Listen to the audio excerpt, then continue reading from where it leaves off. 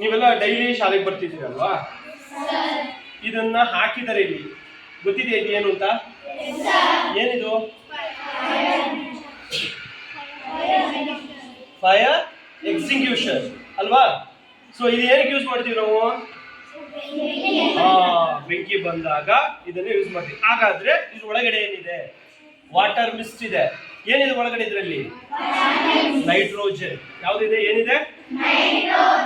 First ಇಲ್ಲಿ ಏನಾದ್ರೂ ಬೆಂಕಿ ಅವಘಡ ಆದಾಗ ಇದನ್ನ ನಾವು ಫಸ್ಟ್ ಬಳಸ್ತೀವಿ. ಸ್ವಲ್ಪ ಬೆಂಕಿ ಸ್ವಲ್ಪ ಆದಾಗ. ಅರ್ಥ ಆಗ್ತಿದ್ಯಾ? ಸೊ ಇದು ಪ್ರತಿಯೊಂದು ಬಿಲ್ಡಿಂಗ್ ಅಲ್ಲೂ, ನಮ್ಮ ಬಿಲ್ಡಿಂಗ್ ಅಲ್ಲಿ ಇದೆಯಲ್ಲ, ನೋಡಿದೀರಲ್ವಾ? ಬಟ್ ನೀವು ಸುಮ್ನೆ ಚೂರು ಏನೋ ಬೆಂಕಿ ಕಡೆ ಹಚ್ಚಿ ಮತ್ತೆ ಇದು ಹಚ್ಚಬಾರ್ದು. ಅರ್ಥ ಆಗ್ತಿದೆ? ಬೆಂಕಿ ಬರ್ತಾ ಇದೆ ಅಂತ ಹೇಳಿ. ಸೊ ಏನಾದ್ರು ಸ್ವಲ್ಪ ಅವಘಡ ಆಯ್ತು, ಬೆಂಕಿ ಶಾರ್ಟ್ ಸರ್ಕ್ಯೂಟ್ ಇಂದ ಬೆಂಕಿ ಆಯ್ತು ಆದಾಗ ಇದನ್ನ ನಾವು ಯೂಸ್ ಮಾಡ್ಬೇಕಾಗುತ್ತೆ. ಇದ್ರಲ್ಲಿ ಏನಿದೆ? ಇದ್ರೊಳಗೆ ನೈಟ್ರೋಜನ್. ಅರ್ಥ ಆಗ್ತಿದೆಯಲ್ಲ? ಸೊ ಇದನ್ನ ಯೂಸ್ ಮಾಡ್ಬೇಕಾಗುತ್ತೆ. ಸೊ ಇದಾದ ನಂತರದಲ್ಲಿ ನೆಕ್ಸ್ಟ್ ಬನ್ನಿ ಇಲ್ಲಿ ತೋರಿಸ್ತೇನೆ. ಇನ್ನೊಂದು ಇದೆ, ನನ್ನ ಹೋಗ್ಲಿಕ್ಕೆ ಬಿಡಿ.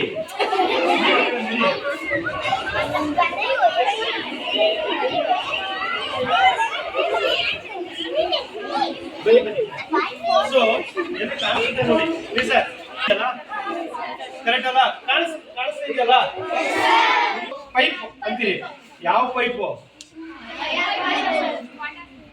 ಸಿ ಹೋಸ್ ರೀಲ್ ಅಂತ ಹೇಳ್ತೀವಿ. ಫೈರ್ ಹೋಸ್ ರೀಲ್ ಅಂತ ಹೇಳಿ ಕರಿತೀವಿ ಇದನ್ನ.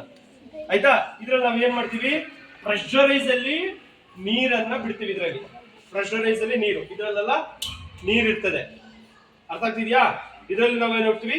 ತುಂಬಾ ಹೆಚ್ಚು ಫೈರ್ ಆದಾಗ ಆ ಫೈರ್ ಎಕ್ಸಿಕ್ಯೂಷನ್ ಅಲ್ಲಿ ನಾವು ಮಾಡ್ಲಿಕ್ಕೆ ಆಗಲ್ಲ, ಬೆಂಕಿಯನ್ನು ಹಾರ್ಸಕ್ಕಾಗಲ್ಲ.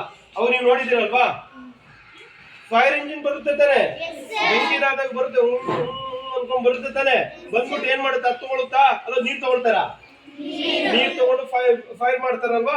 ಫೈರ್ ಇರೋ ಕಡೆಗೆ ನೀರನ್ನ ಹಾಕ್ತೀವಿ. ಇದಕ್ಕೆ ಫೈರ್ ಹೋಸ್ ರೀಲ್ ಅಂತ ಹೇಳಿ ಕರಿತೇವೆ ನಾವು ಇದನ್ನ. ಅರ್ಥ ಆಗ್ತಿದ್ಯಾ? ಸುಮ್ಮನೆ ನೀವು ವಾಶ್ರೂಮ್ ಹೋಗ್ಬಿಟ್ರೆ ಇದನ್ನ ಯೂಸ್ ಮಾಡಂಗಿಲ್ಲ, ನೀರು. ಸೊ ಇದನ್ನ ಸೇಫ್ಟಿ ಪರ್ಪಸ್ ನಾವು ಬಳಸ್ತಾ ಹೋಗ್ತೀವಿ. ಯಾವ್ದನ್ನ? Fire hose reel. ಇದಾದ ತಕ್ಷಣ ಇಲ್ಲಿ ನೀವು ಬರ್ತೀರಿ. ಬನ್ನಿ ಈ ಬಾಕ್ಸ್ ಅನ್ನ ಅಂತ ಹೇಳ್ತೀವಿ. ಇದು ಯಾವ ಕಾರಣಕ್ಕೂ ನಾವು ಮುಟ್ಟಬಾರ್ದು. ಇದು ಯಾವ್ದು ಬಟನ್ ಗಳನ್ನ ನಾವು ಪ್ರೆಸ್ ಮಾಡ್ಲಿಕ್ಕೆ ಹೋಗ್ಬಾರ್ದು. ಅರ್ಥ ಆಗ್ತಿದ್ಯಾ? ಇದು ಯಾರು ಪ್ರೆಸ್ ಮಾಡಕ್ ಹೋಗ್ಬಾರ್ದು. ಇದು ನೀರನ್ನ ಪ್ರೆಷರ್ ಅನ್ನ ಕಂಟ್ರೋಲ್ ಮಾಡ್ಲಿಕ್ಕೆ ಬಳಸುವಂತದ್ದು ಇದು. ಅರ್ಥ ಆಗ್ತಿದೆಯಲ್ಲ? ನಾವು ಯಾರು ಅಷ್ಟೇ ಯಾವ ಕಾರಣಕ್ಕೂ ಇದನ್ನ ನಾವು ಮುಟ್ಲಿಕ್ಕೆ ಹೋಗಬಾರ್ದು. ಸೊ ಇನ್ನೊಂದು ಏನ್ ಮಾಡ್ಬೋದು? ಫೈರ್ ಆಯ್ತು, ಬೆಂಕಿ ಅವಘಡ ಆಯ್ತು ಅನ್ಕೊಳ್ಳೋಣ.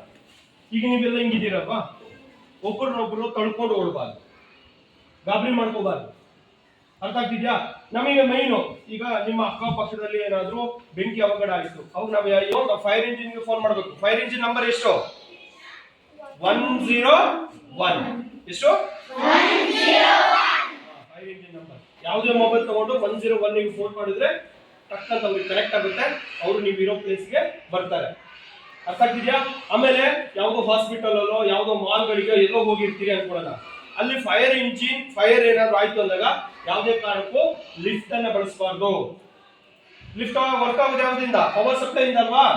ಫೈರ್ ಆದಾಗ ಲಿಫ್ಟ್ ಕೆಟ್ಟೋಗೋ ಸಾಧ್ಯತೆ ಇರುತ್ತೆ, ಅದರೊಳಗೆ ನೀವು ಸಿಕ್ಕಾಕೊಳ್ಳುವಂತ ಚಾನ್ಸಸ್ಗಳು ತುಂಬಾ ಇರ್ತವೆ. ಆವಾಗ ಅದಕ್ಕೋಸ್ಕರ ನಾವೇನ್ ಮಾಡ್ಬೇಕು? ಲಿಫ್ಟ್ ಬಳಸೋದಕ್ಕಿಂತ ಸ್ಟೆಪ್ ಗಳನ್ನ ಬಳಸಬೇಕಾಗ್ತದೆ. ಸ್ಟೆಪ್ಗಳನ್ನ ಬಳಸ್ಕೊಂಡು ತಳ್ಕೊಂಡು ಹೋದ್ರೆ ಏನಾಗುತ್ತೆ? ಒಬ್ರೊಬ್ರು ತಳ್ಳಿದ್ರೆ ಏನಾಗುತ್ತೆ? ಬೀಳ್ತೀವಿ, ಎಡವಟ್ಟಾಗ್ತೇವೆ, ಒಬ್ರ ಮೇಲೆ ಒಬ್ರು ನಾವು ಪುಷಪ್ ಮಾಡೋದ್ರಿಂದ ಏನಾಗುತ್ತೆ? ನಮಗೆ ಇನ್ನೂ ಹೆಚ್ಚು ಅವಘಡ ಸಾಧ್ಯ ಆಗುತ್ತೆ. ಹಾಗಾಗಿ ನಿಧಾನವಾಗಿ ಸ್ಟೆಪ್ ಅನ್ನ ಹಿಡ್ಕೊಂಡು ಮೂವ್ ಮಾಡ್ಬೇಕಾಗುತ್ತೆ. ಅರ್ಥ ಆಗ್ತಿದ್ಯಾ? ಫೈರ್ ಆದ್ರೆ ಫೈರ್ ಇಂಜಿನ್ ನಂಬರ್ ಎಷ್ಟು? ಗಾಬರಿ ಮಾಡ್ಕೊಳ್ಳೋಂತ ಅವಶ್ಯಕತೆ ಇರೋದಿಲ್ಲ, ಕಿರ್ಚಾಡೋಂತ ಅವಶ್ಯಕತೆ ಇರೋದಿಲ್ಲ.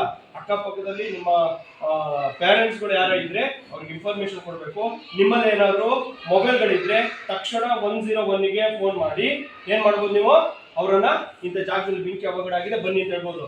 ನೀವು ಒಲೆ ಬೆಂಕಿ ಹಚ್ಬಿಟ್ಟು ಬನ್ನಿ ಅಂತ ಕರೆಯೋದಲ್ಲ, ಬೆಂಕಿ ಬಿದ್ದಿದೆ ಬನ್ನಿ ಅಂತ ಹೇಳಿ ಕರೆಯೋದಲ್ಲ. ಬಿಲ್ಡಿಂಗ್ಗೆ ಇಲ್ಲ ಮನೆಗೆ ಏನಾದ್ರು ಬೆಂಕಿ ಬಿತ್ತು ಅಂದಾಗ ನೀವು ಕರಿಬೇಕಾಗುತ್ತೆ. ಅರ್ಥ ಆಗ್ತಿದೆ ಇದನ್ನ? ಸೊ ಇದನ್ನ ಯಾರು ಅನ್ವಾಂಟೆಡ್ ಟಚ್ ಮಾಡಬಾರ್ದು, ಇದು ಮಾಡೋಕ್ಕೂ ಹೋಗ್ಬಾರ್ದು. ಓಕೆನಾ? Thank you.